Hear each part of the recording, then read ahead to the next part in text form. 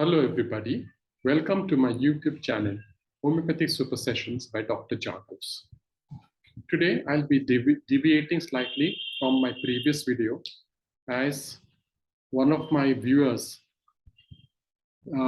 he or she wants the whole book of Ortega to be summarized as the exams are coming very soon.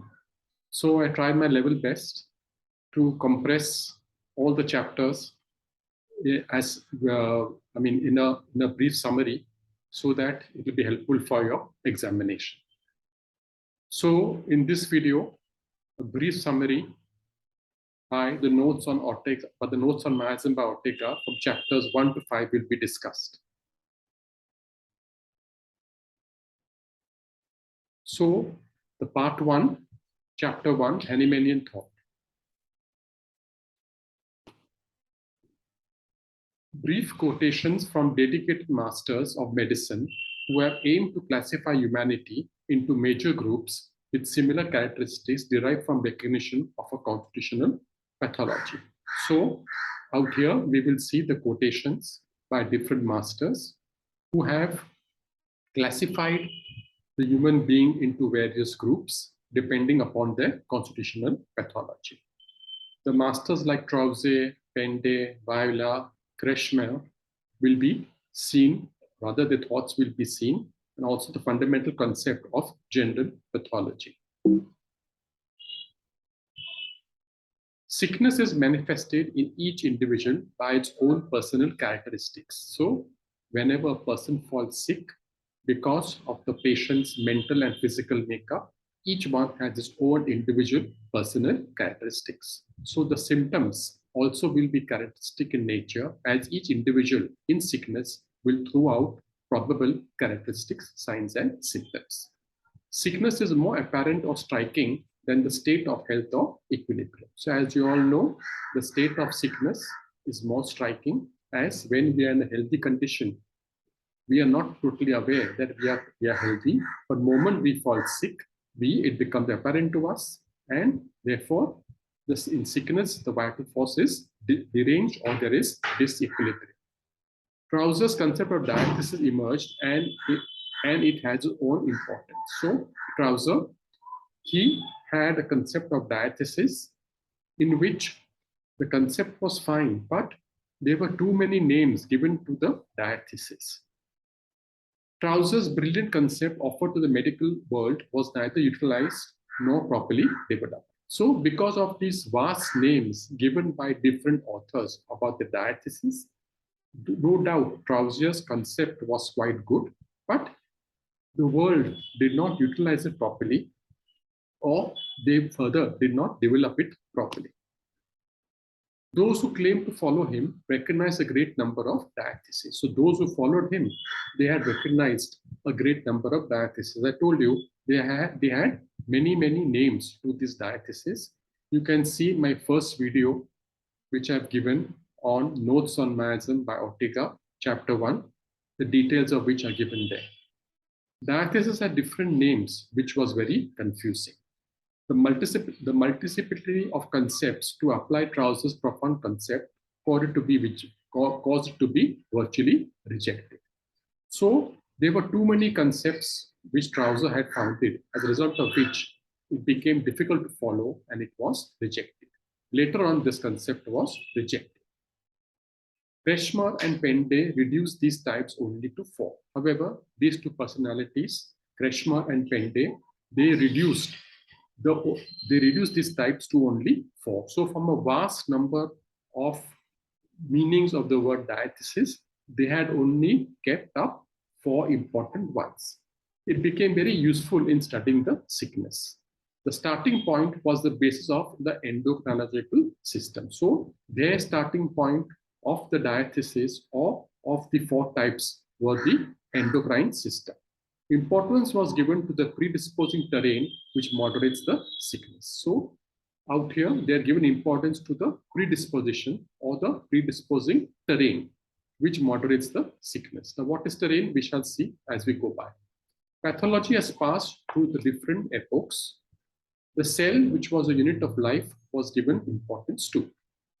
Now, the word terrain is in the living organism was considered as a complete system in which anatomy, physiology, psychological aspects, hereditary and acquired characteristics, as well as environmental influences are present as analytical aspects of an indivisible whole. So the word terrain it has a very broad meaning, which will cover up in a living organism the anatomy, the physiology, the mental or the psychological aspects, the hereditary and the acquired aspects, as well as the environmental influences. So all this will constitute an terrain.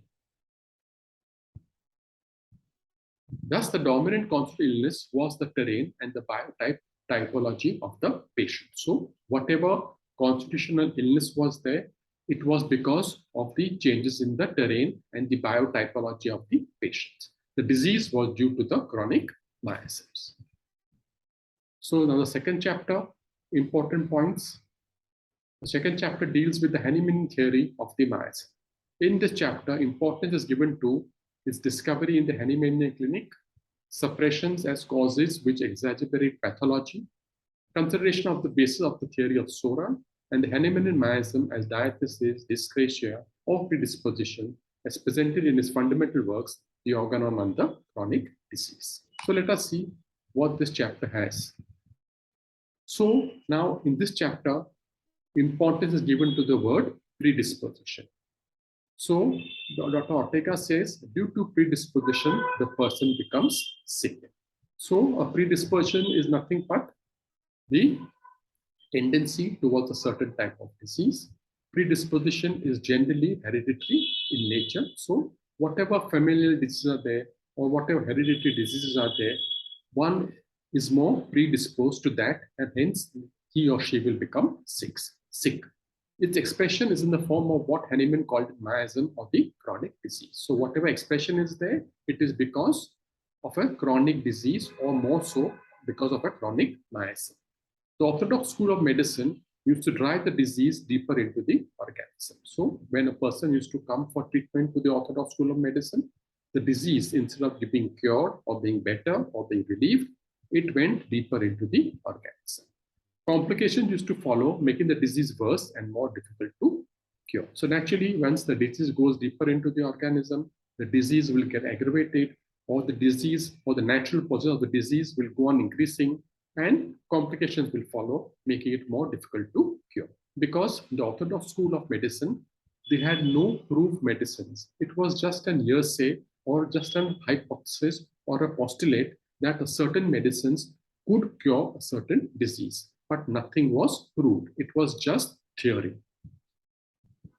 The non-venereal chronic disease, which was successfully removed by homeopathic medicines, continually reappeared in a more or less modified form and with a yearly increase of disagreeable symptoms. So the non-venereal chronic disease, which responded well to homeopathic remedies, they again reappeared, and the symptoms also went on increasing, or they became disagreeable. This proved that the disease was much more deep-seated, and we are treating only a fragment of it. So what did it prove? That once you're giving the homeopathic medicines, patient is better, but again he comes to you with the increased intensity of the symptoms. So this proves that whatever you're treating, you're only treating the tip of the iceberg. You have to treat what is actually below the level of the tip. So therefore, we are treating a much more deep-seated disease, and we are only trying to treat a fragment of it. So what are we doing? We are only trying to treat a small part of it, but the main portion of the disease was hidden, or the physician did not perceive it. Hence, many new medicines were introduced to conquer the disease manifestation. So what happened? Different pioneers of homeopathy, including our master, Dr. Hahnemann, he proved in his lifetime totally 99 remedies. So in spite of the medicines being increased or new medicines being introduced to the Mater Medica, the outcome was the same. Hence, the miasms were responsible for the disease to manifest. So conclusion Ortega gave that why did the disease reoccur? It occurred because of the miasm. So there were three great miasms: the Sora, syphilis, and psychosis. Now, these three miasms, Ortega says, has three stages: the moment of infection, or the stage of infection, the period required for the organism to be penetrated by the sickness, that is the incubation period, and the manifestation of the development in the whole organism, that is the signs and symptoms.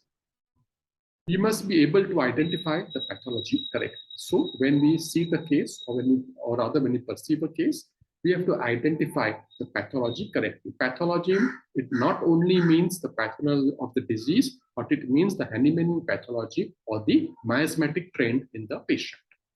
The fragment of disease is to be probed still deeper to find out the actual miasm behind it. So whatever fragment of disease we are seeing or we are perceiving, it has to be probed, probed still more deeper to find out the actual miasm behind it. So we have to see what miasm is responsible for the disease expression. So for that, we have to read the Organon textbook, the importance given in the 6th edition of Organon, in episode number 78, 82, 203 to 208, especially in episode number 5. So in the episode number 5, it is the first reference of the word miasm in acute and in the chronic disease. And also the exciting cause and the fundamental cause have been mentioned in this episode number 5. Now the third chapter, conditions for accepting the doctrine of miasm.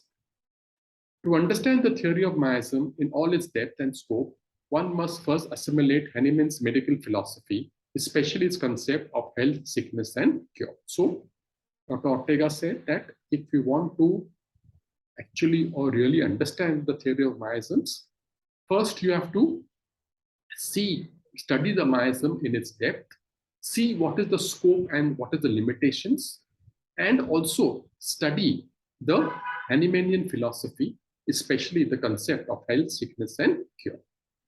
One must understand the significance of the natura medicatrix morborum and know precisely in what the true simillimum consists of. So we must try to understand the significance of the natural cause of the disease and what relationship it bears to the simillimum.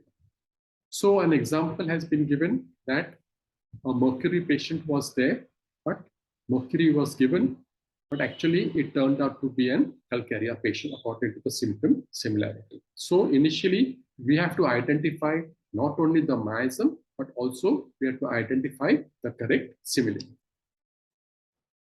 Health is equanimity of the human being. So in health, the vital force is in harmony with the mind, body, and soul. And illness is disequilibrium of the vital force. So in health, there is equilibrium. In illness, there is disequilibrium. Cure is the return to harmony with oneself and the whole world. So cure will be the return of the harmonious state, not only with oneself, but with the whole world. In all medical reasoning, one must bear in mind the natura medicatrix morborum or the vis medicatrix nature. So vis medicatrix nature is a Latin term given by Hippocrates, the father of medicine, in which he says that you just have to let the disease be to nature, nature will heal it.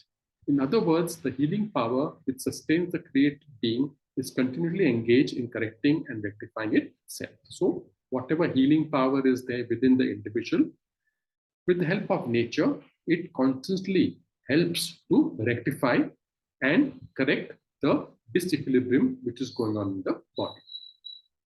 Life, like health and sickness, can be best understood on the dynamic level. So naturally, homeopathy deals with the dynamic aspect of health, life, disease, and cure, or everything in homeopathy will revolve around the dynamic level or the dynamicity.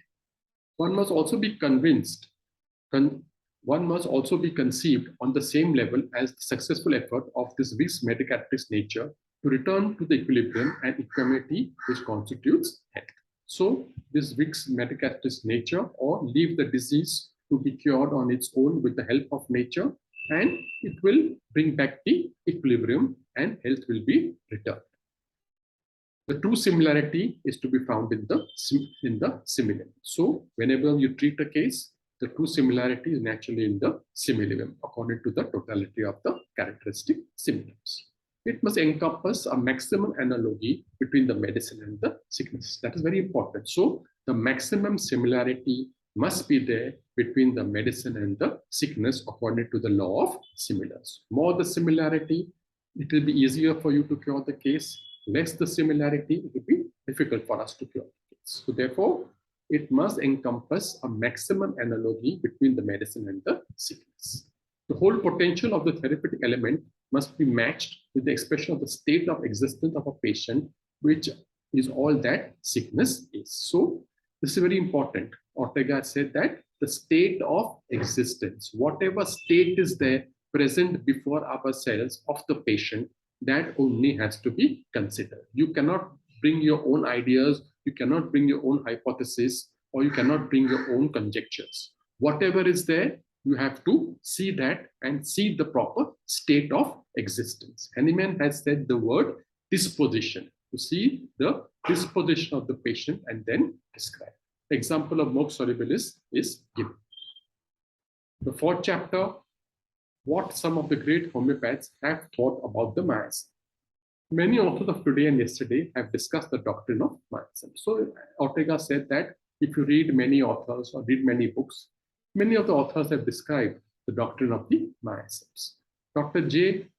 Grosso of Argentina says, miasm, we mean causes, the etiology of the acute and the chronic disease. So Argentinian physician Dr. J. Grosso says that by miasms, we have to identify the cause of the disease, that is the miasm. And the miasm is nothing but the etiology of the acute and the chronic disease. So in acute disease, acute miasm is responsible, and in the chronic disease, a chronic miasm is responsible. Therefore, we have to identify the basic miasm.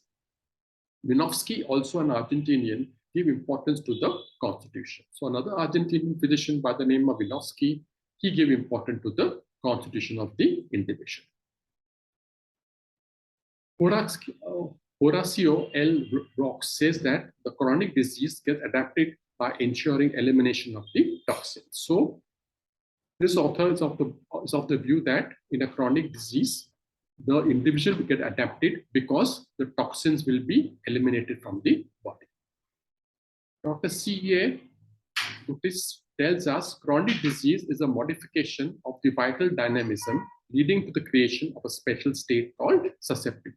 So according to this author, in a chronic disease, there is some vital modification occurring in the vital force, which is nothing but the state of susceptibility. So you have to identify the state of susceptibility in a disease condition. Nicholas M. Sinina defines the miasm for us as the fundamental constituent pathologic state of the individual. So this author says that miasm is the fundamental constitutional pathological state of the individual. So whatever miasm is there, those expressions will be expressed according to the constitution of the individual.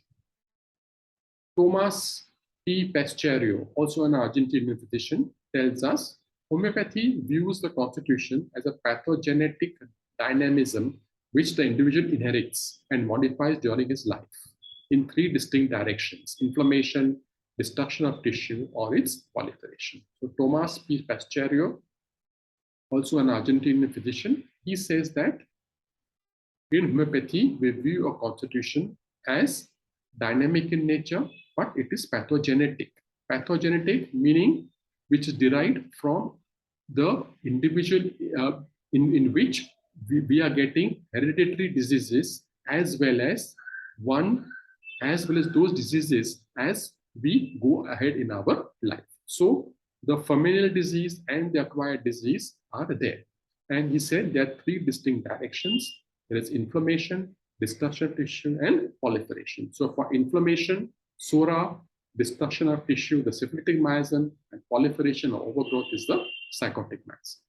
These dynamic morbid tendencies were called by Hahnemann miasms, a term comparable to diathesis, dyscrasia, terrain, or constitution, and he gave them the name psora, syphilis, and psychosis. So different authors have got different views on the same, and they have coined the word diathesis, dyscrasia, terrain, constitution, but Hahnemann had described in simple terms the Hahnemann miasm. So the Hahnemannian pathology, that is the miasm, psora, syphilis, and psychosis.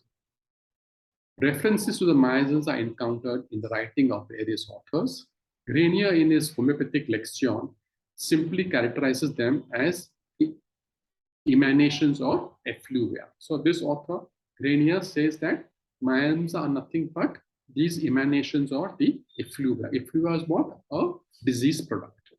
Henry Allen says that sora is a cause or the basic element in everything known as sickness. So for sickness to occur, sora is the basic cause, according to Henry Allen. He further states that we cannot select the most similar possible medicine or remedy unless we understand the phenomena of the basic miasm in their existence. So Henry Allen says that we cannot select the most similar or the similimum until and unless we understand the basic miasms behind it. Fifth chapter, a general discussion on the miasms, the basis of their recognition, deficiency, excess, and perversion. Only three forms of alteration of cellular function can be imagined: deficiency, excess, and perversion. So whatever cellular function alteration is there are only three: deficiency, excess, and the perversion. What is true for the cell is also true for the whole, as we believe in holistic science. So naturally, what is true for the cell is true for the whole. So Ortega has compared sora to deficiency, psychosis to excess, and syphilis to perversion. Sora is undoubtedly the constitutional state of the deficiency or lack in the sense of less or inhibition as deduced by Roberts. So sora is nothing but the deficiency state or a lacking state in which the sense in which something is inhibited as deduced by Roberts. Deficiency or inhibition will bring about a disposition to various immediate disturbances, such as excess in an attempt to compensate for deficiency, and perversion intermingled with these alterations. So whatever deficiency is there, or whatever inhibition is there, it will bring upon a disposition, an immediate disturbance to such an excess.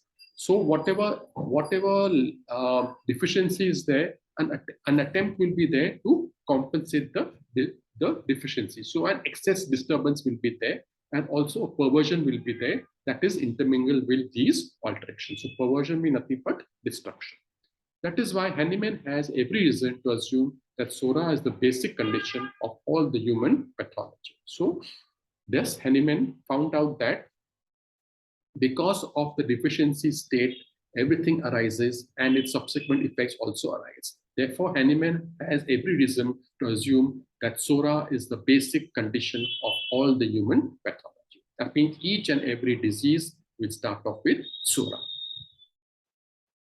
Psychosis is the miasm or conscious state of the excess or exuberance. So in psychosis or the psychotic miasm, in which you get a conscious state of excess. So psychosis has to do with excess, overgrowth, proliferation, or exuberance.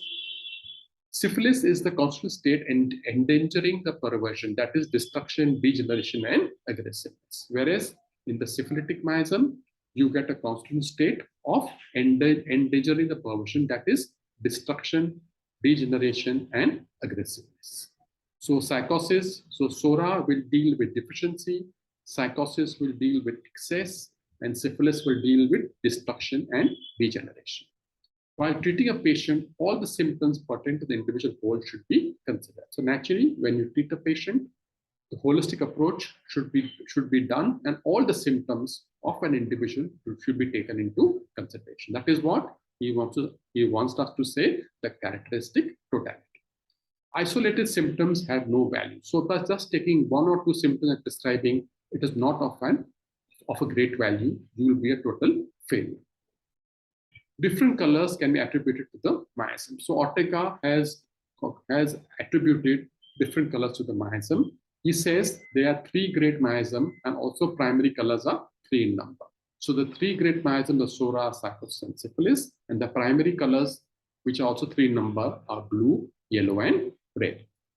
So each of the primary colors is an incontrovertible reflection of the characteristics of the miasm. So each primary color will have its own characteristic reflection of the miasm. So for the sora miasm, he said it is the blue color. For psychotic miasm, he is equated to the yellow color, and the syphilitic miasm is equated to the red color. Each patient or clinical case will have its own color. So that means each patient or clinical case will exhibit its own miasm or its own color, presenting a blend of psoric blue, psychotic yellow, and syphilitic red. So if all the symptoms are there, then you get the different colors of the miasm according to Ortega. Logically, each human will have a specific tint in function of its own miasmatic blend. So if you see logically, every human being will have some tint or some stain of the miasmatic blend in the functioning of the body. To a homeopath, each individual, healthy or sick, should be recognized and defined by the miasmatic characteristics. So whatever the individual is, either in a state of health or in state of sickness, it has to be recognized by the miasmatic characteristics. So in health, the miasms are latent. In the sickness, the miasms become active. So each individual has its own color or its own hue or the own tint of the miasms, maybe in health or in sickness. So that's all. In short, I've summarized chapters 1 to 5. Chapters 6 and 11 will be coming up soon. Please do subscribe to my YouTube channel if you still haven't. Thank you.